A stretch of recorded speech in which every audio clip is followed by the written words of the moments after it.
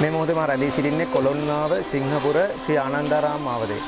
මේ ප්‍රදේශය තුල ගංගාවට අසු වෙලා ගම් අතට අසු වෙලා පවුල් 180ක් විතර ප්‍රමාණයක් ඉන්නවා. ඒ පවුල් 180 තුලේ පිරිස මං හිතන විදිහට 500කට අධික ප්‍රමාණයක් ඉන්නවා.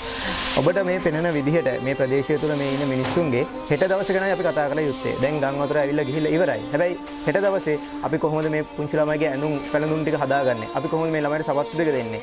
අපි කොහොමද මේ සෞඛ්‍ය ප්‍රශ්නෙට විසඳුම් හොයන්නේ? මේකෙන් පස්සේ හැදෙන ඩෙන්ගු ඒත් එක්කම මේ සමාජ ඒත් එක්කම හැදෙන මේ පරිසරය ආශ්‍රිතව හැදෙන ලෙඩ රෝග වලට කොහොමද පිළියම් යොදන්නේ? මේවා සනීප ආරක්ෂක කටයුතු කොහොමද සිද්ධ වෙන්නේ කියන කාරණාව පිළිබඳව තමයි අපි කතා කරන්න සූදානම් වෙන්නේ. ඒ කතාව iVoice වලින් කතා කරන්න තමයි මේ සූදානම් වෙන්නේ.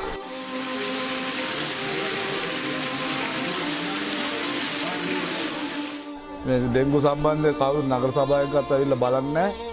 දැන් දවස් 10ක් විතර වෙනවා මේ කාණු පිරලා තියෙන කාණුවක්වත් සුද්ධ කරන්න. අරයට ගියාම ඒන් වතුර මේට ගහනවා ගඟෙන් වතුර ළමයි ඉන්නේ පොඩි ළමයි අවුරුදු 2යි 7 දරුවෝ ඉන්නවා. මේ පාලල් කරලා දෙන්න කියලා තමයි ඉල්ලන්නේ ගඟට වතුර බයින්න කාණු සම්බන්ධව නගර සභාවෙන් කිසිම දෙයක් කරන්නේ නැහැ නගරාධිපතිතුමා. මේව සුද්ධ වෙලා එළියට බයින්නේ නැහැ. කාණු මේ සුද්ධ කරලා දෙන්න කියලා තමයි අපේ සියල්ලම ශ්‍රී ආනන්දාරාමාතේ ගම්වාසී සියලු දෙනාම ඉල්ලන්නේ ඒක තමයි. අපිට මේ ආපු ගම් වතුරෙන් අපේ ඉන්දිට ඉන්න තැන පවා අපේ දරුවගේ ඉස්කෝලේ අධ්‍යාපනයේ පොතපතට එකේ ඇඳුම පවා අපිට ගියා. අපි ඉල්ලන්නේ ජනාධිපතිතුමාගෙන් අපිට සාහනය දෙන්න කියලා. මම ඉස්කෝලේ යන විද්‍යාලයකින් මහාවිද්‍යාලයට මට පොත්පත්වත් නෑ ලියන්න. මගේ පොත් ඔක්කොම වතුරට අවු වෙලා. ඉගෙන ගන්න ගොතටුව මහාවිද්‍යාලේ මගේ ශ්‍රේණිය 4 වසර. මගේ ඇඳුම් ඔක්කොම තෙමිලා ගම් වතුරට. මට පොත්පත්වත් නෑ ඉස්කෝලේ යන්න. ඒ නිසා මේ දවස් ටිකේම ඉස්කෝලේ ගියේ නෑ. පොත්පත් ඔක්කොම ඇඳුම් තෙමිලා. සවස්තු ඔක්කොම තෙමිලා. පොත්පත් ඔක්කොම තෙමිලා. මේස ඔක්කොම තෙමිලා. මට ඉස්කෝලේ යන්න ඕනේ. එදා වේලා අඹු කරගෙන ජීවත් වෙන්නේ. දැන් මේ තියෙන තත්ත්වය අනුව මේවා සුද්ධ කර පවිත්‍ර කරන්න තියෙනවා. රස්සාවකට යන්න නැහැ.